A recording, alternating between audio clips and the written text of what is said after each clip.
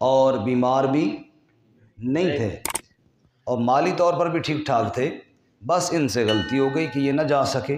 یہ 3 شخص ہیں، ایک حضرت کعب بن مالک رضی اللہ تعالی عنہ، ایک حضرت ہلال بن امیہ رضی اللہ تعالی عنہ، اور ایک حضرت مرارہ بن ربیع رضی اللہ تعالی عنہ۔ حدیث میں آتا ہے کہ حضرت کعب رضی اللہ عنہ اپنا واقعہ خود بیان کرتے ہیں کہ جب اللہ کے نبی صلی اللہ علیہ وسلم واپس تشریف لائے نا جی، تو میں گیا اور میں نے جا کر سلام کیا، آپ نے جواب دیا، مسکرائے، لیکن غصہ ٹپک رہا تھا آپ کے چہرے سے، ناراضگی کے آثار تھے۔ آپ نے پوچھا کعب جب میں نے حکم دیا تھا کہ چلنا ہے کیوں نہیں گئے؟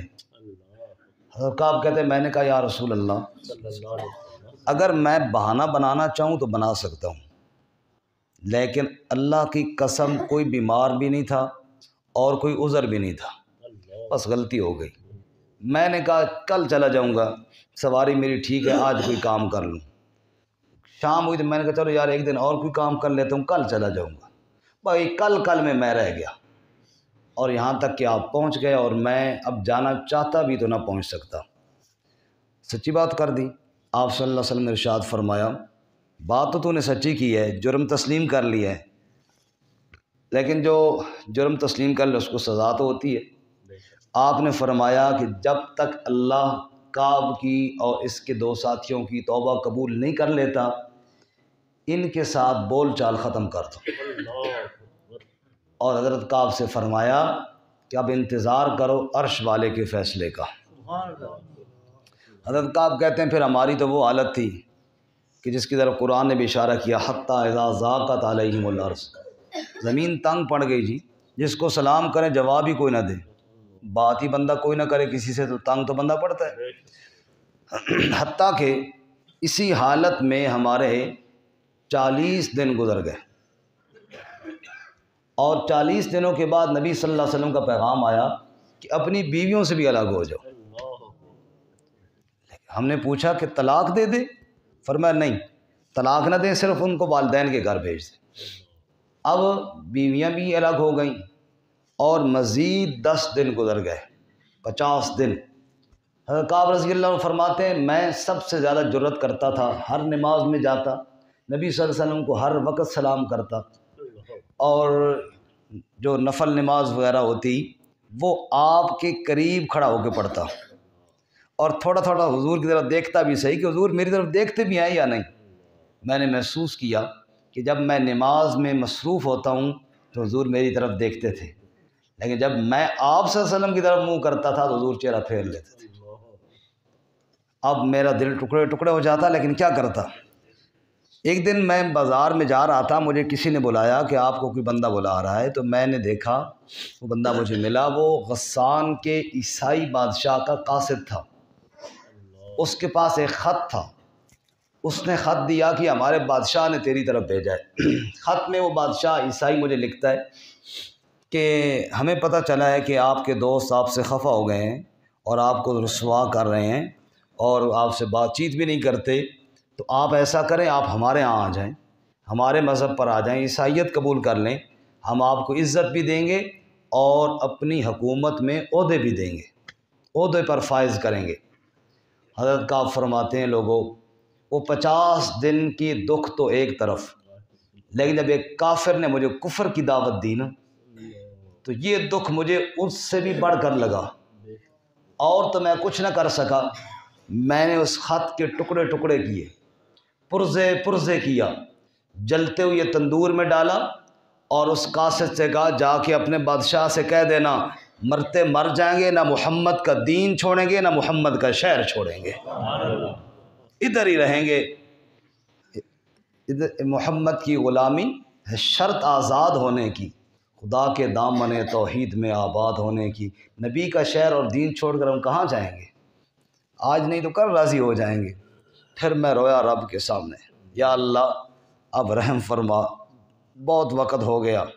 ہم تو ایک دن دعا کرتے ہیں، وہ جی بڑی دعا کی تھیں جی، کوئی قبول ہی نہیں ہو رہی۔ 50 دن ہے میرے بھائی، 50 دن، منہ بولنا آسان ہے نا، اور 50 دنوں میں کوئی بات کرنے کے لیے تیار نہیں۔ ہم ایک دفعہ کسی کو سلام کریں اور وہ جواب نہ دے دوبارہ اس گلی میں بھی نہیں جاتے۔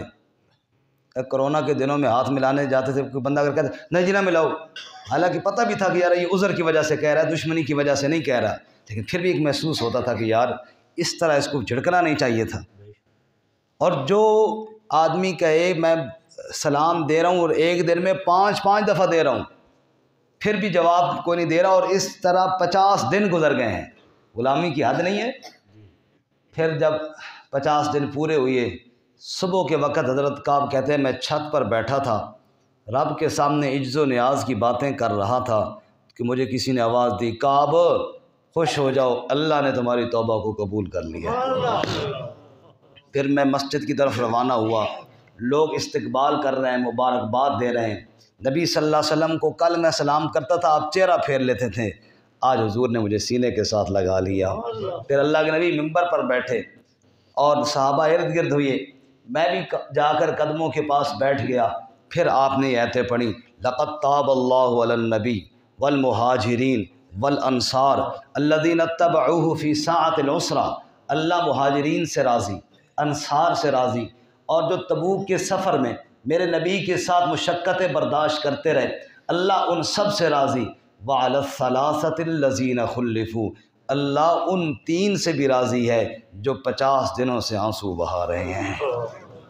حضرت کعب فرماتے ہیں مجھے یہ تو یقین تھا کہ اللہ مجھے معاف کریں گے، اتنا نہیں خیال تھا کہ اللہ ہماری توبہ کو قرآن میں بیان کریں گے اور قیامت تک ہماری توبہ کا تذکرہ ہوتا رہے گا۔ معلوم ہوا سچ میں ہی کامیابی ہے۔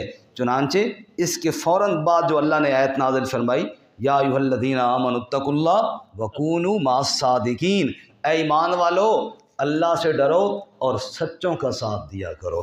اللہ ہمیں توفیق عطا فرمائے۔ سورہ کے آخر میں اللہ تعالیٰ نبی اکرم صلی اللہ علیہ وسلم کی عظمت کو یوں بیان کرتے ہیں، لوگوں تمہارے پاس وہ رسول آیا ہے عزیز علیہ ما عنتم، تمہارا مشقت میں پڑنا آپ کو گراں گزرتا ہے، وہ چاہتا ہے میرے امتی خوش رہے۔ اس پہ بہت ساری لمبی باتیں ہو سکتی ہیں لیکن وقت نہیں۔ میرے نبی نے فرمایا اگر مجھے اپنی امت کی مشقت کا ڈر نہ ہوتا، میں ہر نماز کے وضو کے ساتھ مسواک کو لازم قرار دے دیتا، لیکن مجھے ڈر لگتا ہے کہیں ان کو ملے گی نہیں ملے، مشقت میں پڑ جائیں گے، اس لیے جناب میں نہیں۔ یہی رمضان کی نماز دیکھی، قیام اللیل تراویح جس کو ہم کہتے ہیں، آپ صلی اللہ علیہ وسلم 3 دن آئے، فرمایا مجھے ڈر ہے کہیں میری امت پر فرض نہ ہو جائے، پھر یہ پورے نہ کر سکیں۔ آپ حرص کے باوجود چھوڑ دیا کہیں فرض نہ ہو جائے۔ آپ حج کے لیے جائیں گے نا، اللہ ہم سب کو بار بار لے جائے۔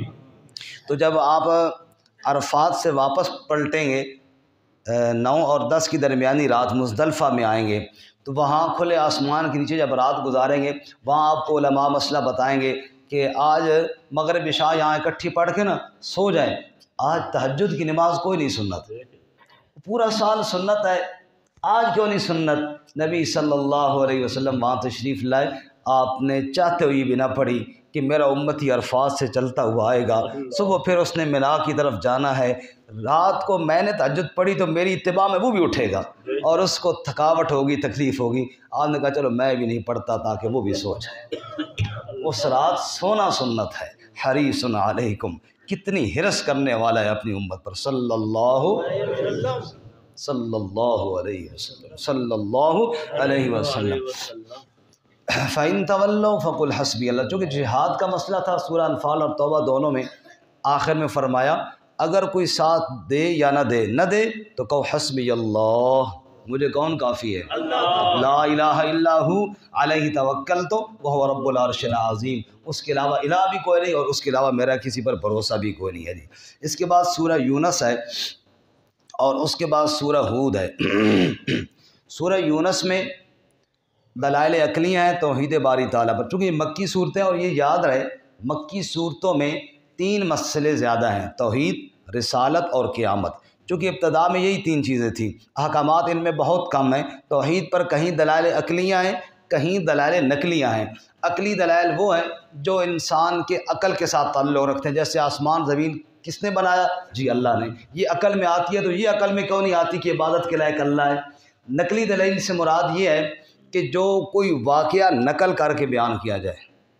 نقلی سے مراد وہ نہیں جو پاکستانیوں کے ذہن میں فٹ آ جاتا ہے کہ جناب گھی اصلی ہے یا نقلی ہے، سمجھ آئی؟ یہ مسالہ جو ہم چاٹ مسالہ رمضان میں خرید کے لائیں، اصلی ہے یا نقلی؟ ہر چیز میں نقلی وہ آ جاتا ہے۔ نقلی سے مراد واقعہ نقل کرنا، تو نقلی۔ سورہ یونس میں دلائل عقلی زیادہ ہیں اور سورہ ہود میں دلائل نقلی زیادہ ہیں۔ سورہ یونس میں ارشاد فرمایا تلک آیات الکتاب الحکیم، یہ حکمت والی آیتیں ہیں، کیوں نہ ہوں اس کا نازل کرنے والا جو حکیم ہے۔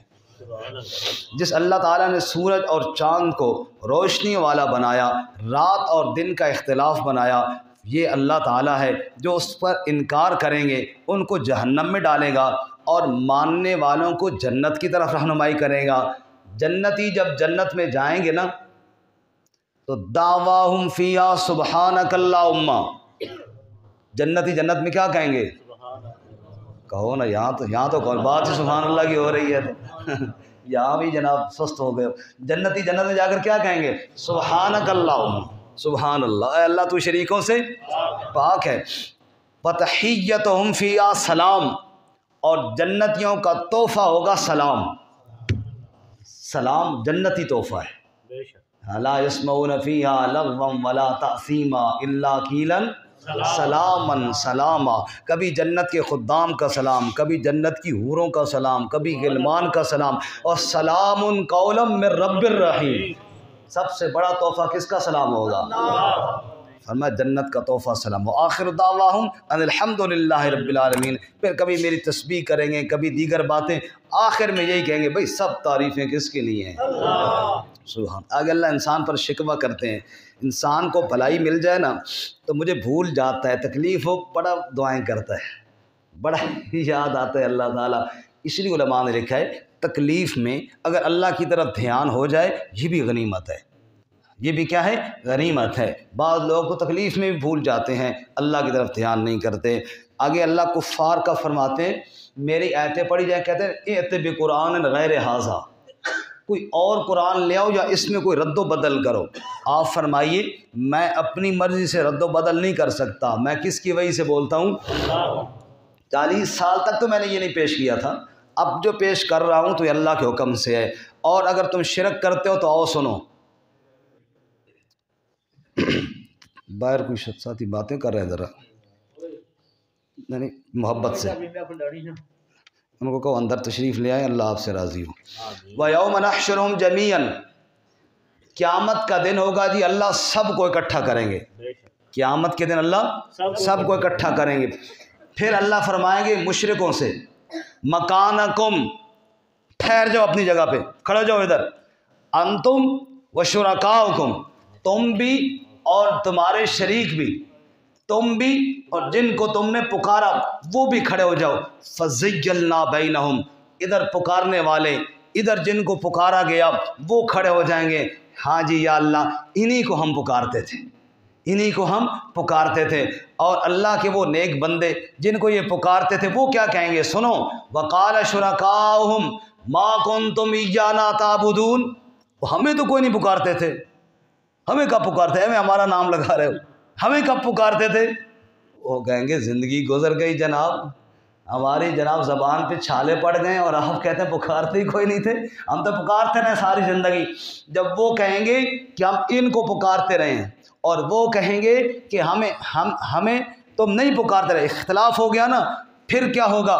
پھر وہ اللہ کے نیک بندے کہیں گے فَكَفَى بِاللَّهِ شَهِيدًا بَيْنَنَا وَبَيْنَكُمْ إِن كُنَّا عَنْ عِبَادَتِكُمْ لَغَافِلِينَ۔ اچھا پھر اگر اتنے بضد ہو تو پھر اللہ کی گواہی کافی ہے کہ ہم تمہاری عبادت سے بے خبر تھے، تمہاری عبادت کا ہمیں کوئی پتہ، تمہاری پکاروں کا ہمیں کوئی علم نہیں تھا۔ آغا عبادت ماتا حس پتہ نشتہ۔ کل ہمارے ایک ساتھی نے کہا کہ ساری پنجابی بیچ میں ٹھوکتے، پشتو نہیں بولتے ہو، میں نے کہا کہ پشتو سکھاؤ تو میں بولوں گا جی، تو ٹھیک بتایا جی میں نے۔ آغا عبادت ان کی پکار کا ماتا حس پتہ نشتہ، وہ پختانوں پوئے کہ نہ پوئے ہمیں کوئی پتہ نہیں ہے، ہمیں کوئی پتہ۔ اللہ فرماتے ہیں پھر آج یقین بناؤ نا کہ پکار کرنی چاہیے تو صرف کس کی کرنی چاہیے؟ فرمایا بتاؤ کون رزق دیتا ہے آسمانوں سے؟ کون رزق دے؟ آگے اللہ سوال کرتے ہیں دلائل عقلی میں، کون رزق دیتا ہے آسمانوں سے؟ کون کانوں کا مالک ہے؟ کون آنکھوں کا مالک ہے؟ زندہ سے مردہ کو، مردہ سے زندہ کو، اور کائنات کی تدبیریں کرنے والا کون ہے؟ فَسَيَقُولُونَ اللہ، کہیں گے سارے کہ اللہ ہے۔ فرمایا فَذَلِكُمُ اللَّهُ رَبُّكُمُ الْحَقُّ، یہی اللہ تو سچا معبود ہے نا، اس کو چھوڑ کر کہاں جا رہے ہو؟ اس کی عبادت کرو، اس کے علاوہ کوئی عبادت کے لائق نہیں ہے۔ آگے فرماتے یا ایھا الناس قد جاءتکم موعظۃ من ربکم وشفاء لما فی الصدور، اے لوگو یہ قرآن پاک نصیحت ہے اور سینوں کی بیماریوں کے لیے شفا بن کر آیا ہے۔ سینے میں کون سی بیماریاں ہوتی ہیں جی؟ کفر، شرک، حسد، بغض، نفرتیں، یہ ہیں سینوں کی بیماریاں۔ ہم نے تو صرف یہی سمجھ رکھا ہے نا جی، سر درد ہو تو قرآن پاک کو دم کرو۔ اصل قرآن تو ان بیماریوں کے لیے شفا ہے کہ دل سے کفر نکل جائے، دل سے شرک نکل جائے، ورنہ تو وہی حال ہوگا جو مولوی صاحب کی بیوی نے کہا سر میں درد ہے تو دم کرو، مولوی صاحب نے آیت پڑھی جناب بسم اللہ الرحمن الرحیم فانکحوا ما طاب لکم من النساء مثنی وثلاث ورباع، اللہ کہہ رہے ہیں 2 سے شادی کرو، 3 سے کرو، 4 سے کرو۔ جب دم کیا وہ سک آرام آ گیا، آرام آ گیا، سمجھ آئی؟ وہ سر درد کچھ اور ہوتا ہے اور پھر ہم دم کوئی اور کر رہے ہوتے ہیں۔ فرمایا قرآن پاک سینوں کی بیماریوں کے لیے شفا ہے، دل سے نکالو یہ چیزیں، قرآن ان کے لیے شفا بن کر آیا ہے۔ الا ان اولیاء اللہ، اگر تم سینوں کی بیماریوں کا علاج کر لو گے تم اللہ کے ولی بن جاؤ گے۔ اولیاء اللہ کی شان سنیے، لا خوف علیہم ولا هم یحزنون، نہ ان پر خوف ہوگا نہ وہ غم زدہ ہوں گے۔ اچھا ولی ہوتا کون ہے؟ فرمایا 2 نشانیاں یاد رکھو، الذین آمنوا وکانوا یتقون، ایک ولی پکا ایمان والا ہوتا ہے، بے ایمان کبھی ولی نہیں ہو سکتا۔ بولو بھائی، بے ایمان ولی ہو سکتا ہے؟ نہیں۔ اور نمبر 2 وکانوا یتقون، تقوی والا ہوگا، اللہ سے ڈرنے والا۔ جس کے دل میں تقوی نہیں ہے وہ بھی اللہ کا ولی نہیں ہے۔ ولی صاحب کہ نماز کیوں نہیں پڑھنے؟ یہ مدینے نماز پڑھنے، تو روٹی تھے کیوں کھانے؟ مدینے جانے تو کھجوریں بھی کھایا کرنا، مدینہ کی کھجوریں ان کو پسند نہیں ہیں، اور جناب مدینے میں نماز پڑھتے ہیں۔ یہ صرف جناب بیوقوف بناتے ہیں، جو نمازی نہیں ہے، جو وضو نہیں کرتا، جو غسل نہیں کرتا، جو طہارت، 3 اسلام کی نماز کی بنیادی فرض ہیں، بدن پاک، کپڑے پاک، جگہ پاک، جو طہارت کا قائل نہیں ہے وہ اللہ کا ولی نہیں ہے۔ اللہ کہتا ہے ایمان اور تقوی یہ ولایت کی نشانی ہے۔ کوئی بات سمجھ میں آ رہی ہے؟ جنید بغدادی رحمۃ اللہ علیہ بڑے اللہ کے ولی تھے، کسی نے کہا میرا پیر بڑا بزرگ ہے، انہوں نے کہا کیا نشانی ہو تیرے پیر کی؟ کہا جی ہوا میں اڑتا ہے۔ فرمایا ہوا میں اڑنے سے کوئی ولی ہوتا؟ مکھیاں اور مچھر سارے ولی ہوتے، اور ڈینگی تو ماشاءاللہ بڑی سرکار ہوتی ہے، حضرت مرشد کریم ڈینگی صاحب، سمجھ آئی؟ کیونکہ اٹھتا ہے نا جی۔ اور کوئی اور نشانی بتا؟ انہوں نے کہا جی وہ پانی میں بھی چل رہا تھا۔ انہوں نے کہا ڈڈو سارے پانی تے ہی چلتے ہیں، مینڈک کہاں چلتے ہیں؟ پانی پر ہی چلتے ہیں نا۔ اگر پانی پہ چلنے سے کوئی ولی ہوتا تو مینڈک ولی ہوتے۔ کہا جی پھر آپ بتائیں کیا نشانی ہے؟ کہا ولی کی نشانی ہے میرے نبی کا غلام ہوگا، اتباع رسول صلی اللہ علیہ وسلم کرنے والا ہوگا، شریعت پر عمل کرنے والا ہوگا کہ محمد سے وفاتو نے تو ہم تیرے ہیں، یہ جہاں چیز ہے کیا لوح و قلم تیرے ہیں۔ جب میرے محمد کی غلامی میں آئے گا تب وہ اللہ تعالیٰ کا ولی بن جائے گا۔ اس کے بعد آگے نوح علیہ السلام کا مختصر واقعہ اگلی صورت میں ہم تفصیل سے پڑھیں گے، اور موسیٰ علیہ السلام کا واقعہ ہم پہلے پڑھ چکے ہیں۔ صرف اس میں ایک بات اتنی ہے کہ جب فرعون غرق ہونے لگا، ڈوبنے لگا، تو کیا کہتا ہے؟ آمنتو انہ لا الہ الا الذی آمنت بی بنو اسرائیل، میں بھی ایمان لے آیا ہوں کہ واقعی اللہ کے علاوہ کوئی الہ نہیں، جس پر بنو اسرائیل ایمان لائے نا میں بھی اسی اللہ پر ایمان لے آیا ہوں۔ رب نے کہا آن ہون تینوں یاد آیا ایمان، اب یاد آیا تجھے ایمان؟ وقد عصیت قبل وکنت من المفسدین، پہلے بڑی نافرمانی کرتا تھا، پہلے بڑا باغی تھا، اب کس منہ سے کہتا ہے ایمان؟ اب بھائی توبہ کا دروازہ بند ہو چکا ہے۔ اور سورت کے آخر میں فرمایا اے لوگو ان کنتم فی شک من دینی، اگر تمہیں میرے دین میں شک ہے، سنو ذرا پیارے نبی صلی اللہ علیہ وسلم کا سچا عقیدہ، سچا عقیدہ، ان کنتم فی شک من دینی، میرے نبی آپ کہہ دیجئے او لوگو اگر تمہیں وہ جو محمد صلی اللہ علیہ وسلم کے عقیدے اور ایمان میں شک ہے تو آؤ سنو میرا عقیدہ کیا ہے. فلا عبد الذین تعبدون من دون اللہ، جن کی عبادت تم کرتے ہو میں ان کی عبادت نہیں کرتا. دو ٹوک بات ہے. ولیکن اعبد اللہ، میں کس کی عبادت کرتا ہوں؟ مجھے اللہ نے کہا ہے کہ اسی کے آگے چہرہ جھکاؤ. اس کے بعد ہے جی سورہ ہود. سورہ ہود میں فرمایا اللہ تعبدوا الا اللہ. میں نے شروع میں عرض کیا مضمون ایک ہے، ایک صورت میں دلائل عقلیہ تھے، دوسرے میں نقلی دلائل ہیں. اس میں 7 انبیاء کے واقعے ہیں جی. کتنے انبیاء کے جی؟ 7. نوح علیہ السلام کا، ہود علیہ السلام کا، صالح علیہ السلام کا، ابراہیم علیہ السلام کا، لوط علیہ السلام کا، شعیب علیہ السلام کا اور موسیٰ علیہ السلام کا. کتنے ہو گئے جی؟ 7 انبیاء کے واقعات ہیں. نوح علیہ السلام کا واقعہ مختصر فرمایا نوح علیہ السلام گئے اپنی قوم کی طرف، اور قوم نوح بھی پانچ تنی تھی. قوم نوح کیا تھی؟ میں نہیں کہہ رہا ہوں، قرآن کہہ رہا ہے. سورہ نوح میں ہے کہ 5 بزرگ تھے. 5 لا تذرن آلہتکم ولا تذرن ودم ولا سواع ولا یغوث ویعوق ونسرا. کتنے ہو گئے؟ 5. پانچ تنی اسی کو کہتے ہیں نا. 5 تنی قوم تھی، 5 بزرگ بنائے ہوئے تھے اس نے. اور نوح علیہ السلام کہتے نہ 5 کے آگے نہیں جھکنا، جھکنا ہے تو کس کے؟ ایک کے آگے جھکنا، ایک کے آگے جھکنا. وہ جان نہیں جی. اس پر ہوا اختلاف. نوح علیہ السلام بلاتے رہے اللہ کی طرف، وہ ڈٹے رہے 5 پر، اور حتیٰ کہ اس دعوت میں 950 سال گزر گئے. چند لوگوں کے علاوہ کوئی ایمان نہ لایا. اب اللہ کہتے ہم نے نوح علیہ السلام کی طرف وحی کی، ان میں اور ایمان لانے والا کوئی نہیں. یا اللہ پھر میری جان چھڑا ان موذیوں سے. جب ایمان لانے والا جو کوئی نہیں ہے تو کیوں میں جناب صبح شام اللہ فرماتا ٹھیک ہے میرے نبی آپ کشتی تیار کریں. کیا بنائیں جی؟ کشتی بنا رہے ہیں جی. نوح علیہ السلام پانی کوئی نہیں، خشکی ہے، کشتی بنا رہے ہیں. جب وہاں کے وڈیرے گزرتے سخروا من، ٹھٹھے کرتے، مذاق کرتے، واہ بھائی واہ، پانی ہے کوئی نہیں، کشتی تیار ہو رہی ہے. یہ پہاڑ سے کشتی چلا سی، یہ کہاں پہ کشتی چلائے گا؟ پانی جو کوئی نہیں. اللہ فرماتے ہیں کرنے دے ان کو ٹھٹھا، ان کو ٹھٹھے کرنے دے، تھوڑے دن ہیں ان کے، کرنے دے ان کو. کشتی تیار ہو گئی.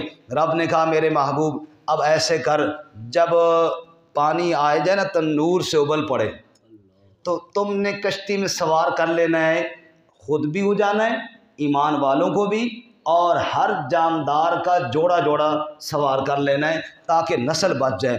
باقی سب کو ہم نے تباہ کرنا ہے، کوئی بھی نہیں بچے گا. وقال اركبوا فيها بسم الله مجريها ومرساها ان ربي لغفور رحیم. پھر جب کشتی پہ بیٹھنا ہے تو کہنا بسم اللہ، کس کے نام کے ساتھ؟ اللہ. بیڑے تارنے والا کون ہے؟ اللہ. بسم اللہ مجريها ومرساها، اللہ کے نام کے ساتھ اس کا چلنا بھی اور اس کا کنارے لگنا بھی. چلائے گا بھی اللہ اور کنارے بھی کون لگائے گا؟ کشتی چل رہی تھی جناب، بڑی کشتی، وَهِيَ تَجْرِي بِهِمْ فِي مَوْجٍ كَالْجِبَالِ، پہاڑ کی طرح چل رہی تھی. نوح علیہ السلام نے دیکھا کہ بیٹا ان کا نہیں بیٹھا کشتی میں. بڑا دردناک واقعہ جی، توجہ کرنا. نوح علیہ السلام نے بیٹے کو آواز دی یا بنی ارکب معنا، او بچے آ جا تو بھی سوار ہو جا ہمارے ساتھ. وَلَا تَكُن مَّعَ الْكَافِرِينَ، کافروں کا ساتھ نہ دے. کون کہہ رہے ہیں؟ نوح علیہ السلام. کس کو کہہ رہے ہیں؟ بیٹا جواب میں کیا کہتا ہے؟ سآوی إِلَىٰ جَبَلٍ يَعْصِمُنِي مِنَ الْمَاءِ، میں پہاڑ پہ چڑھ جاؤں گا، وہ مجھے غرق ہونے سے بچا لے گا. حضرت کہتے ہیں لا عاصم اليوم من امر اللہ، کوئی اللہ کے امر سے بچانے والا کوئی نہیں ہے. آج وہی بچے گا جس پر اللہ رحم فرمائے گا. نوح علیہ السلام سمجھا رہے ہیں، بیٹا انکار کر رہا ہے. وحال بینہما الموج فکان من المغرقین، پانی کی موج اٹھی اور نوح علیہ السلام کے بیٹے کو ان کے سامنے غرق کر دیا. ونادى نوح ربہ، بیٹا جب ڈوب رہا تھا پھر نوح علیہ السلام نے رب کو پکارا اور فرمایا رب ان ابنی من اہلی، رب ان ابنی من اہلی وان وعدک الحق وانت احکم الحاکمین. اے اللہ میرا بیٹا تو میری آل میں سے ہے، تیرے وعدے بڑے سچے ہیں، تو نے میری آل کو بچانے کا وعدہ کیا تھا، ہے تو حاکموں کا حاکم، تیرے آگے دم تو کوئی نہیں مار سکتا، لیکن یا اللہ میرے بیٹے کو تو بچا لینا۔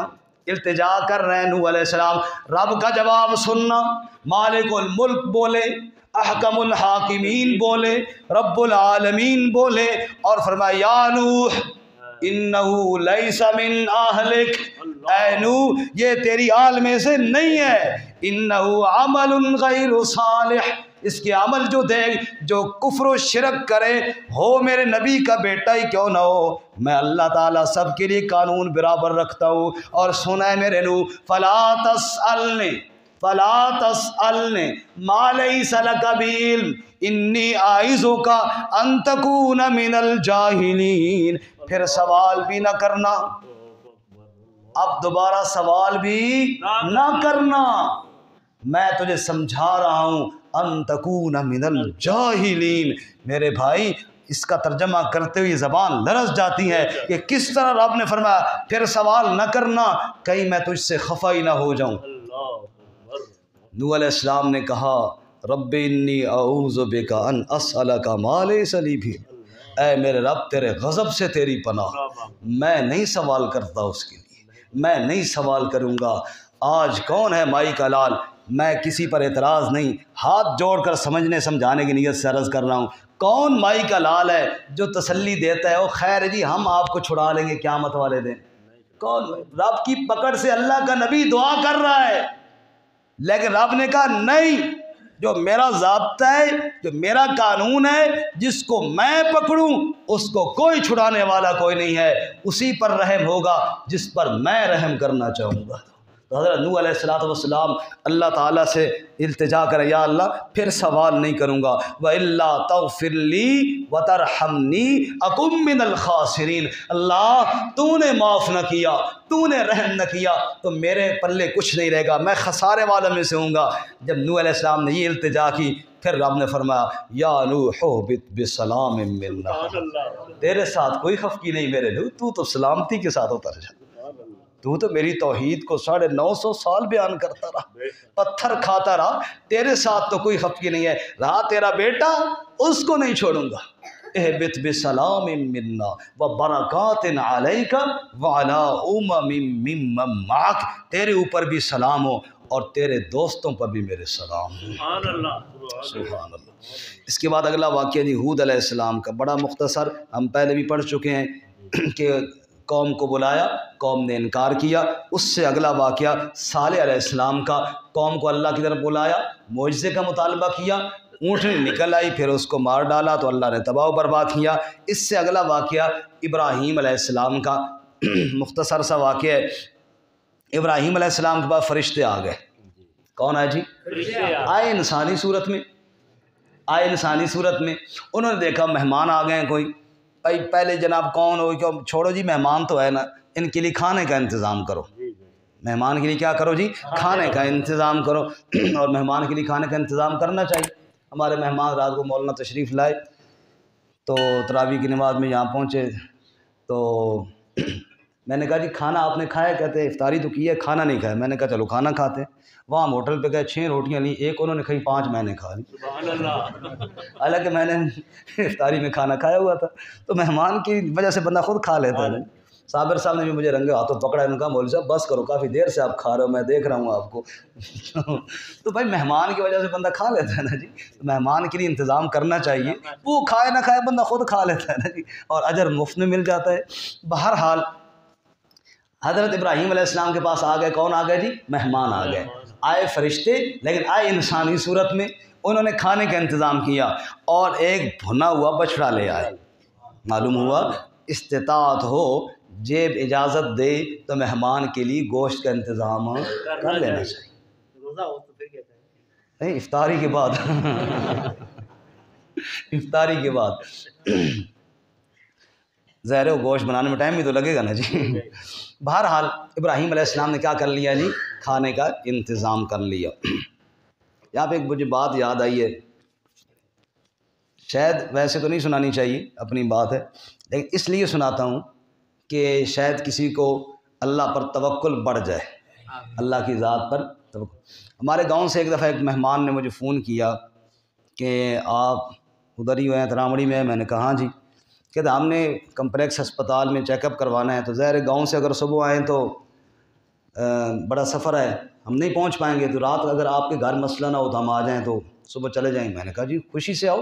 جی بسم اللہ. ان کا پھر ہم رات کو آپ کے یہاں آ رہے ہیں. اچھا مہمانوں نے آنا ہے, گاؤں سے تعلق والے ہیں. اب وہ گوشت کی بات مجھے یاد آ گئی. میں نے سوچا یار ان کے لیے کوئی گوشت کا انتظام تو ہونا چاہیے, اور مسئلہ یہ تھا کہ میرے پاس گوشت خریدنے کے پیسے نہیں تھے. میں باہر نکلا, ادھر دکاندار ہیں, ان سے میں نے کہا یار 1000 روپیہ ادھارا دو اور میرے کھاتے میں لکھ دو تاکہ میں مرغی لے آؤں. ان سے میں نے 1000 روپے لیا, اور یہ تندور کے ساتھ مرغی والے سے مرغی بنوا رہا تھا. ادھر سے ایک آدمی آیا جو صرف یہاں میرے خیال میں جمعہ پڑھنے آتے ہیں پچھلے محلے سے.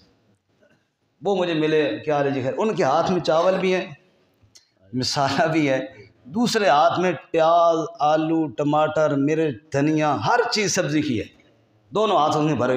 مجھے مل کر کہنے لگے مولوی صاحب ایک بات آج سے آپ سے کہی, نہ نہیں کرنی, کہ یہ سارا جو ہے نا سامان آج آپ لے لیں, سبحان اللہ, اور مرغی والے کو بھی پیسے آپ نے نہیں دینے, وہ بھی میں دوں گا. میں کہا جی اور ہمیں کہ ہم نہ کدھر کرتے ہیں جی, شکر کرتے ہیں.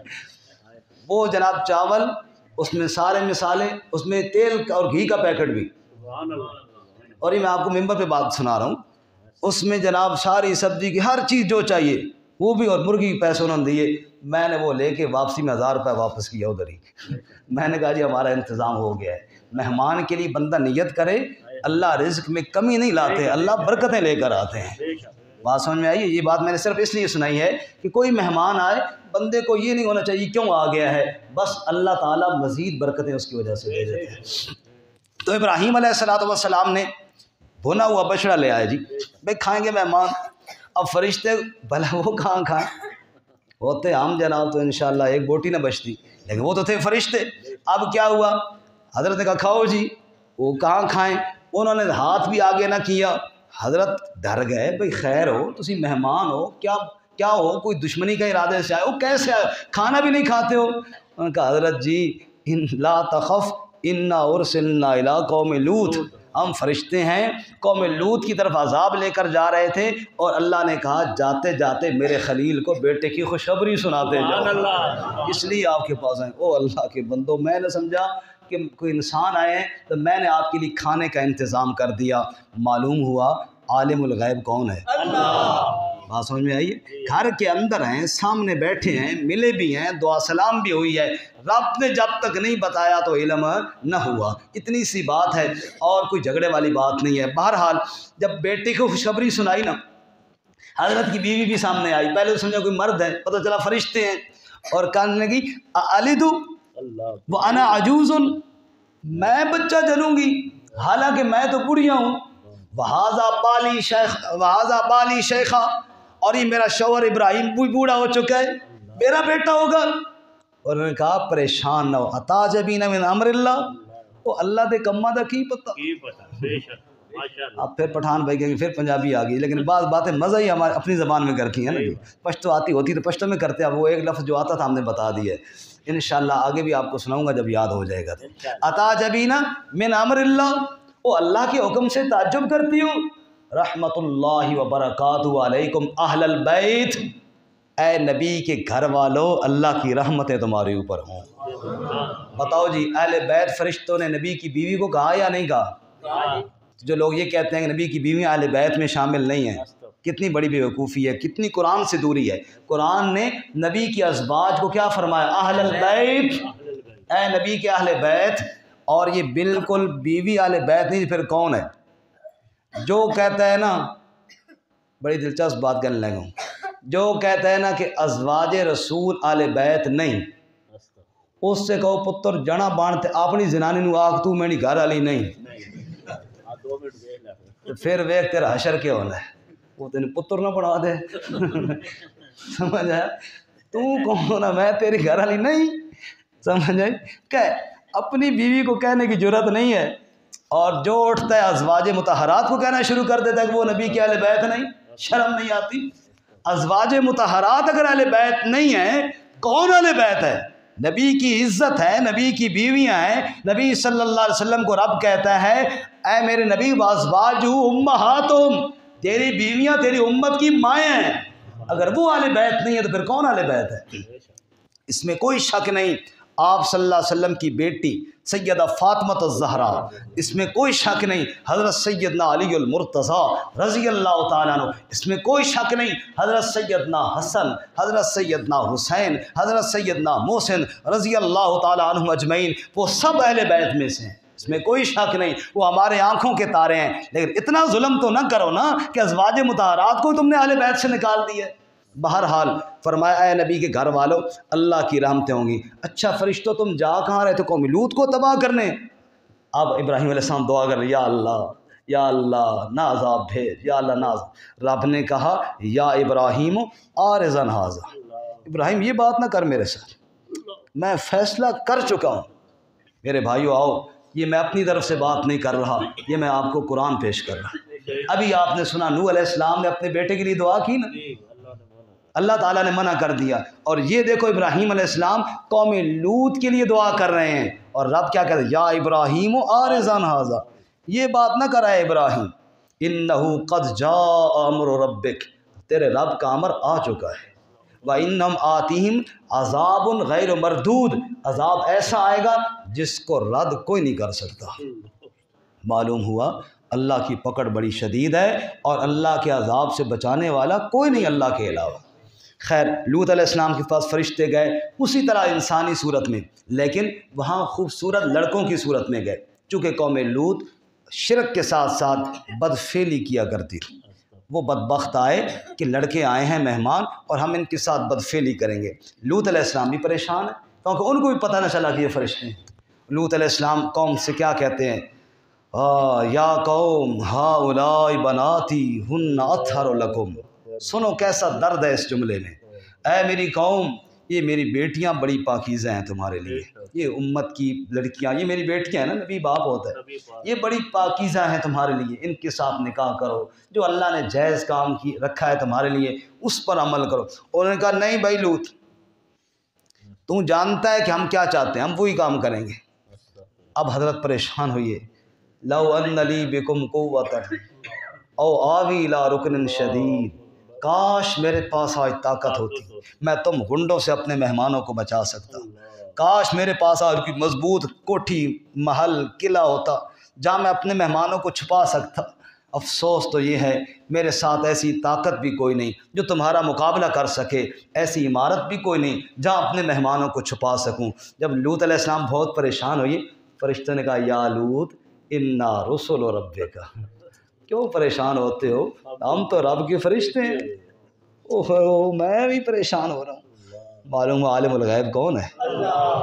لن یصلوا الیک فاسر باہلک بقطع من اللیل، آپ راتوں رات اپنے اہل و عیال کو لے کر یہاں سے نکل جائیں، یہ جانیں اور ہم ان کا بندوبست کر لیتے ہیں۔ ہاں ایک کام دھیان رکھنا، پیچھے مڑ کر نہ دیکھنا، الا امراتک، آپ کی بیوی دیکھے گی، آپ کی بیوی دیکھی، لوط علیہ السلام کے بیٹا، نوح علیہ السلام کا بیٹا اور لوط علیہ السلام کی بیوی، اور اسی طرح اللہ تعالیٰ فرماتے ہیں نوح علیہ السلام کی بیوی بھی دوسرے مقام پہ اللہ تعالیٰ فرماتے ہیں۔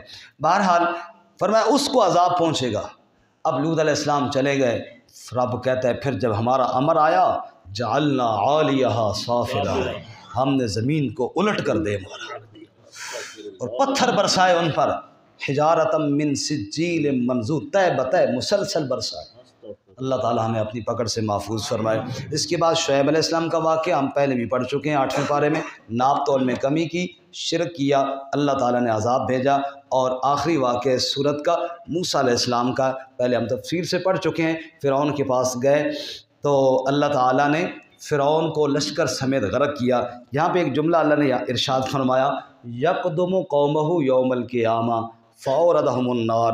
اور لوگوں لیڈر بھی بعض بڑے عجیب ہوتے ہیں، فرعون لیڈر بنا تھا، آگے آگے خود گیا، پیچھے ساری قوم کو لے کر گیا، سیدھا دریا میں سٹا، غرق کیا۔ فرمایا قیامت کے دن بھی ایسا ہی ہوگا، آگے آگے خود جائے گا، پیچھے اپنے ماننے والوں کو لے کر جہنم میں جائے گا۔ ایسے لیڈر سے اللہ بچائے، اللہ ویسا لیڈر نصیب فرمائے جو جنت کی طرف لے کر جانے والا۔ اور سورت کے آخر میں اللہ تعالیٰ نے اپنے محبوب صلی اللہ علیہ وسلم کو چند احکامات دیے۔ حضور فرماتے ہیں مجھے سورہ ہود نے بوڑھا کر دیا۔ صحابہ نے کہا یا رسول اللہ آپ کے داڑھی میں بال سفید ہو گئے، سورہ ہود نے مجھے بوڑھا کر دیا ہے۔ کون سا حکم؟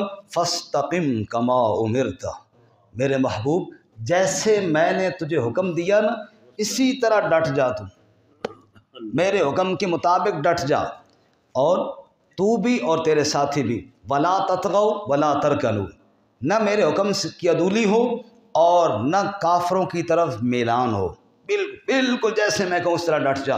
نماز قائم کیجئے اور صبر کیجئے، یہ 5 کام آپ صلی اللہ علیہ وسلم کو کرنے کا حکم دیا۔ سورت کے آخر میں خلاصہ بیان کیا وَلِلَّهِ غَيْبُ السَّمَاوَاتِ وَالْأَرْضِ، آسمان و زمین کا غیب کون جانتا ہے؟ وَإِلَيْهِ يُرْجَعُ الْأَمْرُ كُلُّهُ، سارے معاملات لوٹ کر اسی کی طرف جائیں گے۔ فَاعْبُدْهُ وَتَوَكَّلْ عَلَيْهِ، پس عبادت بھی اسی کی ہو، بھروسہ بھی اسی پر ہو۔ وَمَا رَبُّكَ بِغَافِلٍ عَمَّا تَعْمَلُونَ، آپ کا رب غافل نہیں اس سے جو تم عمل کرتے ہو۔